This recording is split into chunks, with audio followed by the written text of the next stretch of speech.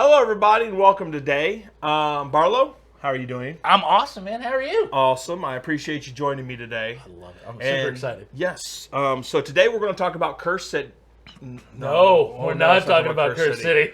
We're going to talk about another Dungeon Delver game that came out. A good game in a box. A good game in a box. And this is something that I do absolutely love is Worlds in a Box, right? And I'm going to say the World in a Box 50 times during this video. Like, it's going to happen. So, yeah, we're going to talk about Descent, Legends of the Dark, Act 1. Yes. Because it is Act 1. It says, Yes. This is on the box. Yes, indeed. And first and foremost, I think we have to, everything came in this box. Yep. Look at everything you get. And what's also cool about it is when you... So some of this, like this nice big piece here that's part of the playable terrain, when it fits in the box, it makes it so that you can store all the rest of the cardboard terrain that you built, so you don't have to take it apart between everything, and it fits nice in the box, and it just fits well together. I think it looks cool. Is you familiar with the first edition of the game? Yes, I actually did enjoy the first edition of Descent. Right. I guess they came out with 2 editions, right? There was one, so I played second edition Descent. That's what I played, and I love it. I thought it was fun. Yep. The one thing I will say that kind of bogged it down is sometimes the game master would spend 30 minutes setting up and it'd be over within 10 minutes, right? Because of the way scenarios. I remember once trying to chase a vampire through some doors and stuff as you try to escape and shutting them behind you and stuff. Yep. But narratively, it's awesome, whatever. And the minis are great and everything like that. I think so. I think that part of what makes this version of the game so much different from the other is instead of a one versus many game like the first Descent was, you were the game master and you played against the heroes, and it wasn't really the game master's creating a story for the heroes. It was really a play against. It was really a versus, because if the game master won the scenario, then the players went on and they did more. It was just a different path down the road. That's right. What was the name? Overlord? Is that what they call? There was a special name for the game master. I think it was Overlord. Overlord, maybe? Overlord. Yeah, Overlord or something. Yeah, but I believe that is. And so what they've done in this edition is they've taken that out and they've replaced the Overlord with an app. So now they've done this fully co-op. Yes, yeah, fully co-op. And they did that with a few of their other games previously, too. Like, for example, the first one that they started it with was Imperial Assault. They made an app that you could download that would have an entire scenario so that you could play it cooperatively without having a game master to run the bad guys. Lord of the Rings, the Journeys in Middle-earth, again, something I love. I love Lord of the Rings, and I love Journeys in Middle-earth. Because, again, it is cooperative, and you're doing things inside of Middle-earth. The thing that I like about it as compared to Imperial Assault is there's more exploration elements to it, and so it's not just go defeat the bad guys. It's you need to explore, and in some of the scenarios you really would have a hard time defeating the bad guys. That, I think, has carried over into this version of Descent. So there are more things that you do to interact with the app and interact with the game world than simply go fight stuff. Because all the 3D terrain elements, like the treasure chests and tables and books, you can interact with them in the game. Mm-hmm. So that when you get to them, the 3D terrain elements, your models are there, you can touch on them on the app, and then and things happen, whether you're get to use an item, whether you have to make a test, whether you see something or learn something from it. So there's really the dungeon delving, exploration element that this game, truly captures, I think. And I will say the minis. So let's start with the minis, right? Yeah. Let's just start with the minis, Yes. and then we'll get into like some gameplay and the cards and stuff like that. The minis are spectacular. They're beautiful. And there is like, I think the big one you have to put together. There's like 3 parts thing. He goes on the base, and the wings go in the back. Yep. That's it. Everything else is these are just pre-assembled minis. This is how they come in the box. Yep. And each one is very characterful. Each hero is awesome. I don't know even which one I would start to be. I probably the paladin. Bryn. Yeah. Absolutely. And it's just they did such an impressive job with the minis. So even if you don't like the game, right? Like Right. the min. Now I have one little gripe, and, All right. and here's my little gripe about it. They are upscaled minis. They're bigger. They're probably like heroic 32s or 40s or something like that. They're big. So not your traditional like D&D minis. So players who are role playing that would like to use these as their hero models, they're going to be much larger than your normal model. And my problem with that is I don't understand like Fantasy Flight's thinking behind it, because who cares once they buy the box, right? Who cares if they buy the box and then they use the minis for Dungeons and Dragons? They bought it, so who cares, right? Well, remember, that's a habit that they started with Imperial Assault, because they used there was a former round of miniatures that was produced by another company. The scale that they did for Imperial Assault was a different scale from that, so that they wouldn't easily interact. And then when they went to Legion, they even upscaled again. So even the games within their own family of games, the models don't interact. They're not scaled to work. They're with not each other. scaled. Yeah. So that is definitely something that Fantasy Flight has chosen to do for whatever reason. And I agree. I think it would be more. You could take these miniatures and use them on anything. It's not like you would take other miniatures to play Descent. Because you need all the other cool stuff in the world. You get up these this 3D terrain element that to me is one of the biggest changes from the last edition of Descent to the current edition of Descent. Is now the world is 3-dimensional.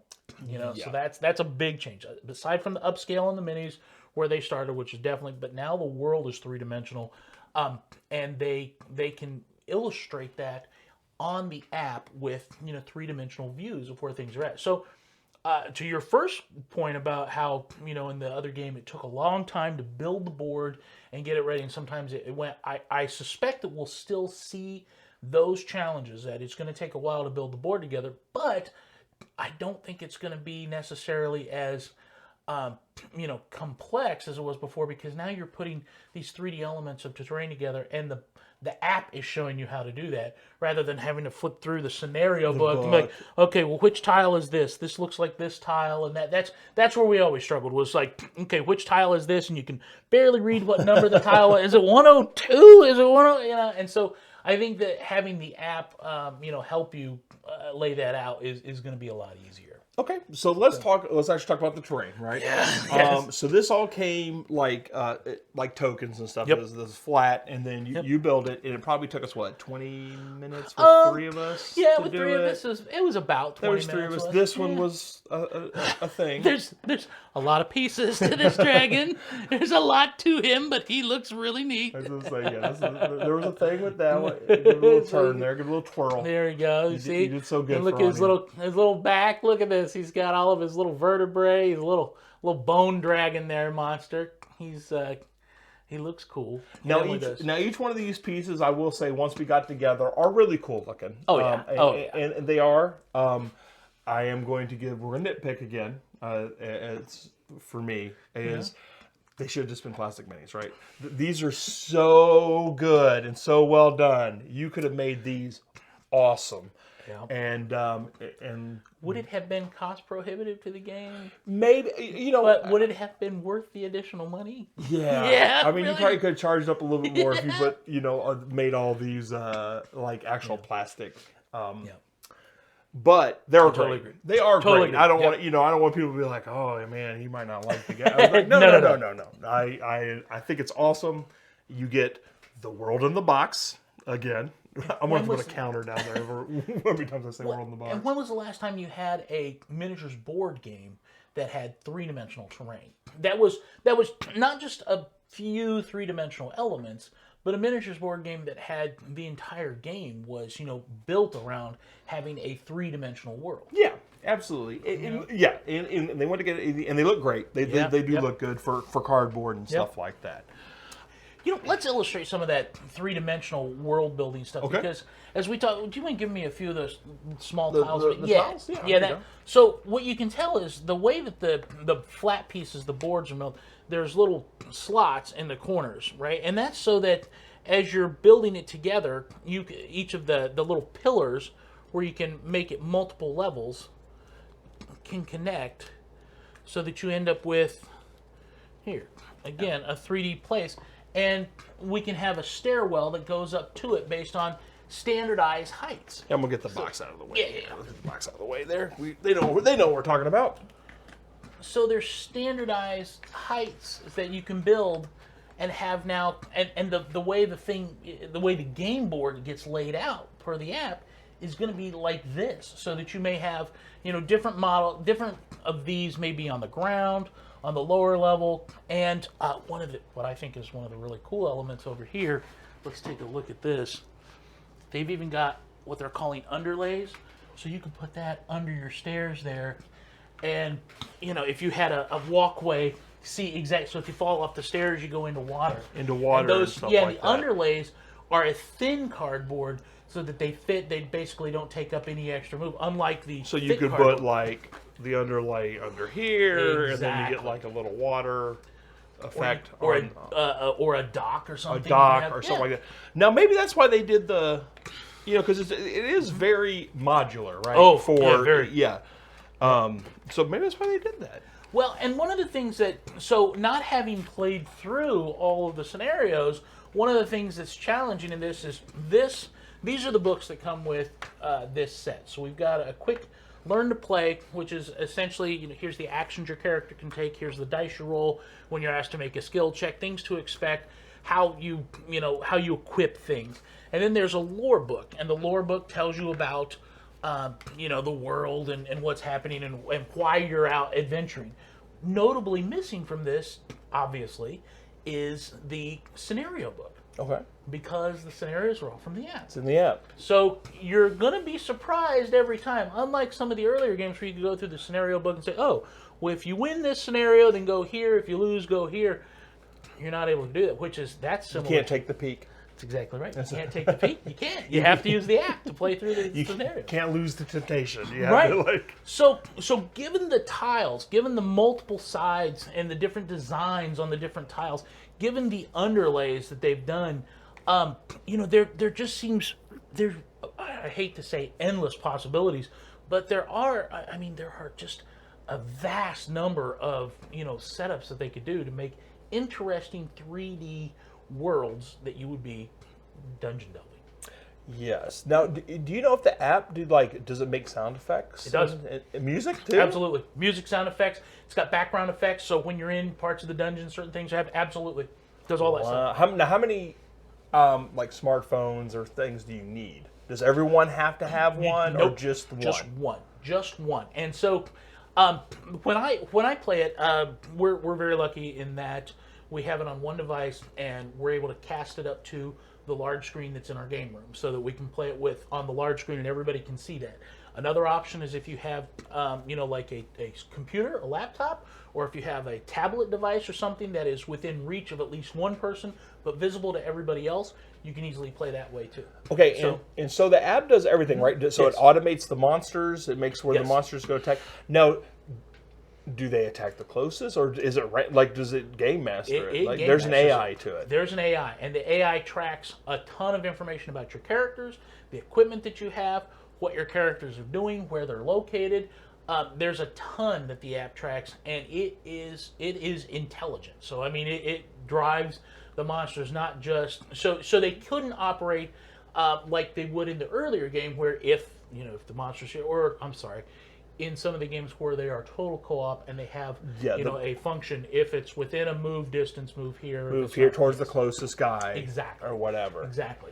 So it really does some true intelligence. That's pretty neat, and it looks like it's going to be pretty easy to learn, right? The card itself only has has two sides, so one must be leveled up or something like that.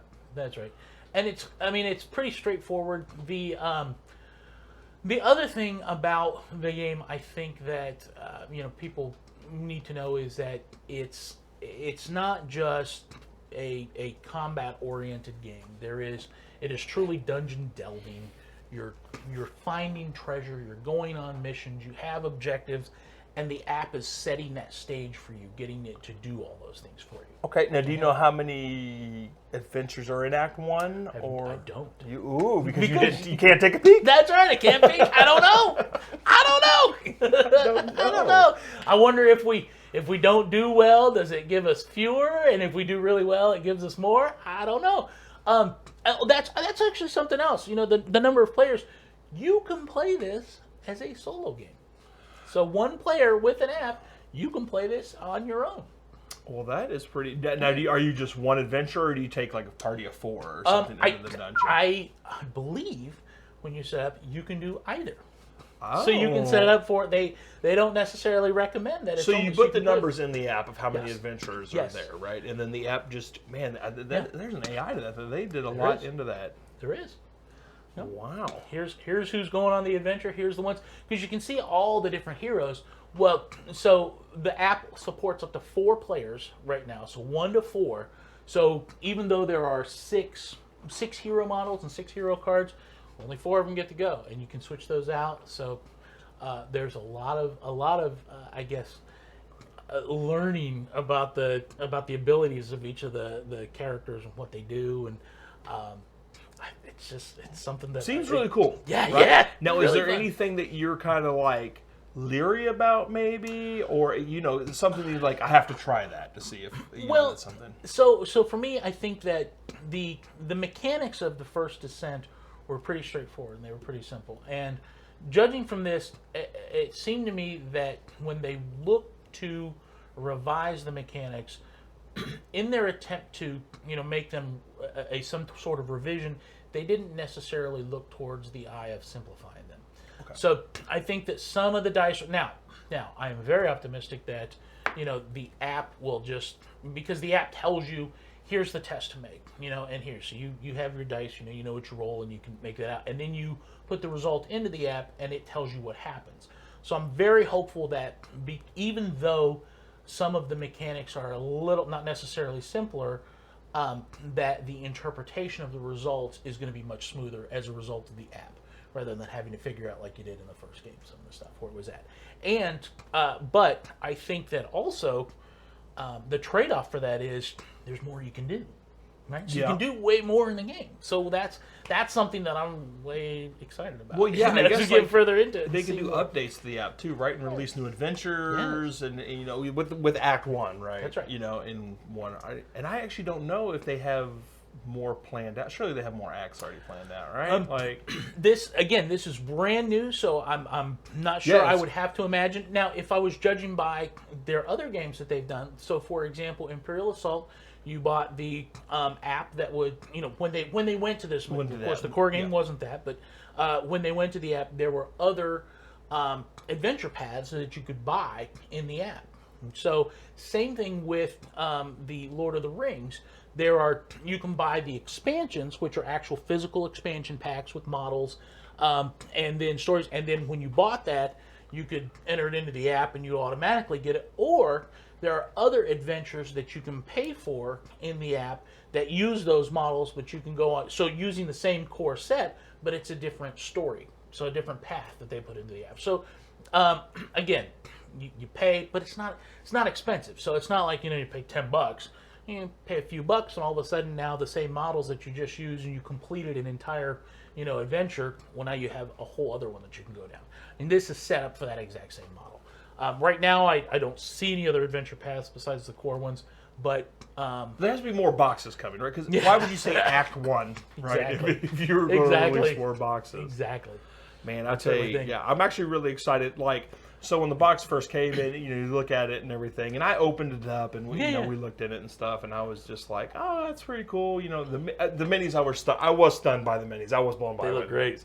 And I was like, oh, that's cool, whatever. We were just talking, a little bit about it at the store. And then now we have it laid out, and I'm like, I think I'm going to have to get one. I want to paint up the world in a box. Well, and I tell you, I love those pieces. But the other things that I really like in games, number one, I'm a sucker for special dice. Mm-hmm. Total sucker for special dice. Yes. And these have all kinds of special dice. But they're not overly complex special dice. They're pretty straightforward and simple. So, you got skill dice, you got combat dice. I enjoy any type of dice that has stars on it. It makes me feel good, right? When you see the stars, congratulations, yay. Well, and the other thing that I really like in games is, especially with board games, is something that is kind of like a, mechanical trinket that impacts playability. Like, for example, in Zombicide, I love the little plastic trays that are set up with specific positions where you can put your equipment, and then they've got the places for the little pegs or the sliders, depending on the edition of the game. I love that. One of the things that this does really nice, and we just recently discovered this. If you notice, all of the enemy models, the front of them, they have that open slot. Well, the little colored squares that you see there, those are the markers, so that you can tell with your color groups which models belong in which groups. Not only that, but on the edge of each one of those squares, there is a number of notches. So that particular model, you could have 4 of the same model with all the same color, but all would have a different number of notches.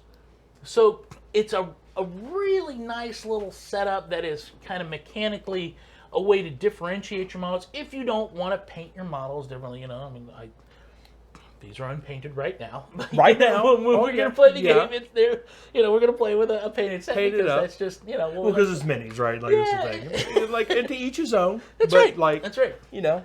But it's a cool little mechanical, you know, and it's, again, I've seen in a lot of games different ways that you can ring the bases. You can do stuff, you know, I mean, especially like in Zombicide, another example of that, where you can put the bases on. But this is just a nice little new way to do that. Nice touch. It's a really nice little touch. Nice little touch they did. Absolutely. I think this game looks really fun. It's we just opened it up. We haven't played a game yet or anything like that. Nope. So maybe in the future we'll do a video after we've played it, and we can talk about our thoughts after the fact. But, Absolutely. But this is basically like, I don't know, a hype video, right? Like, because we're so excited so cool. about It really opening is. it up. It is. We're like, we figured we show everyone the components in it, talk a little bit about it. Well, and the other thing too is if you go through like some of the equipment cards are really cool. there's some neat equipment cards in there, things that you want to get on the like, what does this do? I want to see this. How do I get this in the game? Where do I have to be to find this in the dungeon? So you can peek at the cards. Yeah, that's right. Yeah, exactly. You peek at the cards. I don't know where I can get them, but I know where they are. I'm excited to get them. All right, well, Barlow, I appreciate it. Yeah. And then I'm hoping, you know, in the future we will come back and revisit this after we've played it, right? And then we can give like actual like. Not educated, but like educated thoughts on it, because, like I said, we have not played this game. We are just talk about our experience. I'm just really excited about it because of just everything that's in the box, right? We got it, and they did a very good job with the presentation of the game. Yes. Right. Yes. So if you're looking to get this game, please check your friendly local game store and see if they have Descent: Legends of the Dark. Also, nice too, map back here. Yeah, they even give you a map. Yeah, so you know where you're going when you're digging around in the dungeons of this place. How cool is that? A 4th thing. Yeah, they're going to be all over that map. There's definitely more acts are coming. Absolutely. But also, too, if you enjoyed this video, please leave a like and subscribe. We really do appreciate it. It does help grow the channel. And for everyone who's already done that, thank you. We really genuinely do appreciate it. Barlow, anything else? I think maybe once we sit down and play around a bit, we may have to video some of that too and show them an example of what the play is like with the app. Like a little playthrough thing, right? Yeah, I think they might get a kick out of that to see how it works. We might try. Yeah, I'm always open to suggestions on videos. I think we should do that. I think we should sit around and record us playing it with the app, touching the screen. All right, everybody. Well, I greatly appreciate y'all, and have a great one. Barlow, thanks again. Have a good one. We'll see you later.